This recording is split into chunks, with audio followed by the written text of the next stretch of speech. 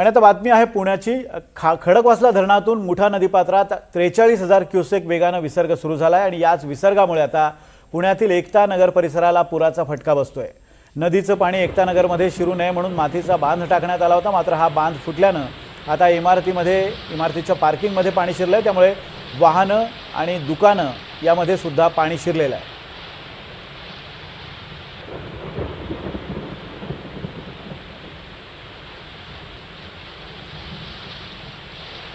दरम्यान घटनास्थळावरून आढावा घेतला आमचे प्रतिनिधी अजिंक्य धायगुडे यांनी।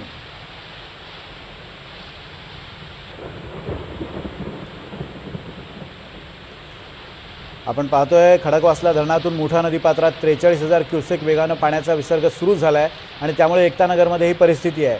खरं तर नदीपात्रा शेजारी एक मातीचा भराव घालण्यात आला होता, त्यामुळे पाणी सोसायटीच्या आवारात शिरू नये याची दक्षता घेण्यात आली होती, मात्र पाण्याच्या वेगामुळे तो बंधारा फुटलाय आणि तो बंधारा फुटल्यामुळे पाणी एकता नगर परिसरात शिरलंय।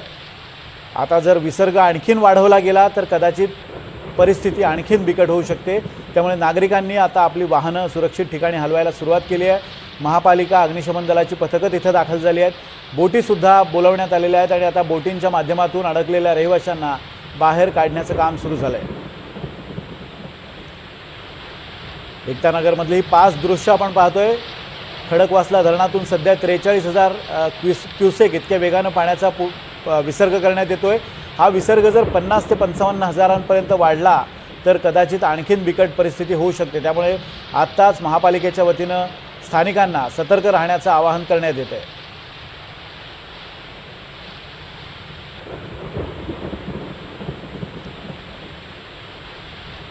खडकवासला धरण साखळीत वेगानं पाण्याची आवक होते आणि पाण्याची आवक होत असल्यानं खडकवासल्यातून आता 43,000 क्युसेक इतक्या वेगानं पाण्याचा विसर्ग सुरू झाला आहे। पाण्याचा विसर्ग आणखीन वाढवला जाण्याची शक्यता आहे, कारण धरणाच्या कॅशमेंट एरियामध्ये पावसाचं प्रमाण अधिक आहे आणि पाऊस जर तसाच बरसत राहिला तर पाण्याची आवक मोठ्या प्रमाणात वाढेल आणि पाण्याची आवक वाढल्यास धरणातून विसर्ग वाढवावा लागेल आणि विसर्ग वाढवला तर एकता नगरवासियांचे हाल आणखीन बिकट होणार आहेत, कारण आता जी स्थिती आपण पाहतोय जवळपास गुडघाभर पाणी एकता नगरमध्ये शिरलंय, पण जर पाण्याचा विसर्ग वाढवला गेला तर हे पाणी किंवा पाण्याची पातळी आणखीन वर जाऊ शकते। सध्या 2.5 ते 3 फुटांपर्यंत असलेलं पाणी कदाचित 4 ते 4.5 फुटांपर्यंत पण जाऊ शकतं असं स्थानिक प्रशासनाचं म्हणणं आहे।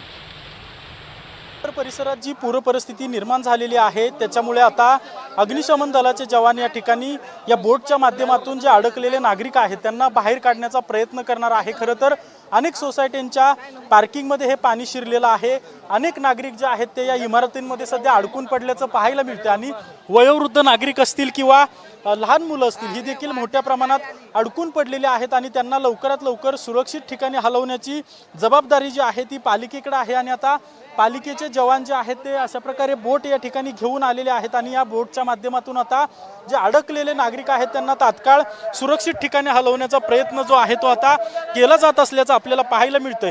खरं तर जी समोर इमारत आहे त्या इमारतीच्या टेरेसवर आपण पाहतोय की अक्षरशः लहान बाळ हातात घेऊन एक महिला जी आहे ती त्या ठिकाणी वरती उभी राहिलेली आहे आणि अशा प्रकारे महिला असतील किंवा ज्यांना मदत हवी आहे या अशा सगळ्या लोकांना या ठिकाणावर आता या बोटच्या साहाय्याने मदत दिली जाणार आहे आणि या बोटमध्ये बसून त्यांना सुरक्षित ठिकाणी हलवण्याचा जो आहे तो प्रयत्न सध्या सुरू असल्याचं आपल्याला पाहायला मिळतंय। सध्या महापालिकेची एक बोट या ठिकाणी दाखल झालेली आहे आणि आता आणखी 2 ते 3 बोट या ठिकाणी दाखल होणार असल्याची माहिती जी आहे ती अधिकाऱ्यांकडून दिली जाते आणि अडकलेल्या सगळ्या नागरिकांना या ठिकाणाहून बाहेर काढलं जाईल असं देखील सध्या सांगितलं जातंय। मी पुन्हा एकदा त्या इमारतीचं दृश्य दाखवतोय की इमारतीच्या पार्किंगमध्ये पूर्णपणे 8 ते 10 फुटांचं पाणी साठलेलं आहे आणि वरती लहान बाळांना हातात घेऊन महिला ज्या आहेत त्या वरती उभ्या राहिलेल्या आहेत। आता एक बोट दाखल झालेली आहेत, अजून किती बोटी या ठिकाणी दाखल होणार आहेत? अजून 2 बोटी येतील या ठिकाणी आणि सगळ्यांना बाहेर काढणार ज्यांच्या इमारतींमध्ये पाणी शिरलेलं आहे? इथल्या नागरिकांचं एकच म्हणणं आहे की बाबा आम्ही जनरली वरच्या मजल्यावरती शिफ्ट होतो, त्यामुळे आम्ही आव्हान करून ते म्हणतात की आम्ही we are safe on the upper floor. आता काही महिला त्या ठिकाणी उभे राहिलेल्या आहेत, अगदी लहान मुलांना हातात घेऊन उभे राहिलेल्या आहेत। येणार नाही खाली त्या कारण त्यांनी म्हणते की आम्ही पाणी पुरवठा पुरेसा करून ठेवला आहे, अन्नसाठा पुरेसा करून ठेवला आहे आणि याही उपरी त्यांना काही गरज लागली तर आपली यंत्रणा आहे त्यांच्या घरापर्यंत वस्तू पोहोचण्यासाठी. कशा प्रकारे पालिकेकडून कोणकोणत्या वस्तू पुरवल्या जातील इथल्या नागरिकांना? जर त्यांना फूड पॅकेट्स हवी असतील किंवा काही जीवनावश्यक वस्तू हव्या असतील किंवा पाण्याचा पुरवठा हवा असेल, इव्हन आपण इथे थोड्या वेळाने आपण टँकरद्वारे पण पाणी पुरवठा सुरू करू बाबा जिथे पाणी संपलं असेल त्या भागामध्ये. आता यातून टँकर जाणार कसं त्या इमारतीपर्यंत? 8 ते 9 फूट पाणी पुढे. बघू साईडने वगैरे कुठून जायचं हे करता येईल तर आम्हाला. नागरिकांना कुठलीही कमतरता भासू देणार नाही. नक्कीच आता आपण पाहतोय की नागरिकांना ज्यांना बाहेर या इमारतीतून पडायचं आहे अशा नागरिकांना या इमारतीतून बाहेर घेऊन आणलं जाणार आहे असं महापालिकेचे अधिकारी सांगतायत. तर जे नागरिक आपल्या इमारतीतच राहणार असतील त्या नागरिकांना त्या ठिकाणी अन्न पुरवठा असेल, पाणी पुरवठा असेल तो पुरवठा केला जाणार असल्याचं देखील आता पालिकेच्या अधिकाऱ्यांकडून सांगितलं जातं. त्यामुळे सध्या एकतानगर भागात जी पूरपरिस्थिती निर्माण झालेली आहे या पूरपरिस्थितीत अडकलेल्या नागरिकांना बाहेर काढण्यासाठी थेट अशा बोट मागवाव्या लागलेल्या आहेत.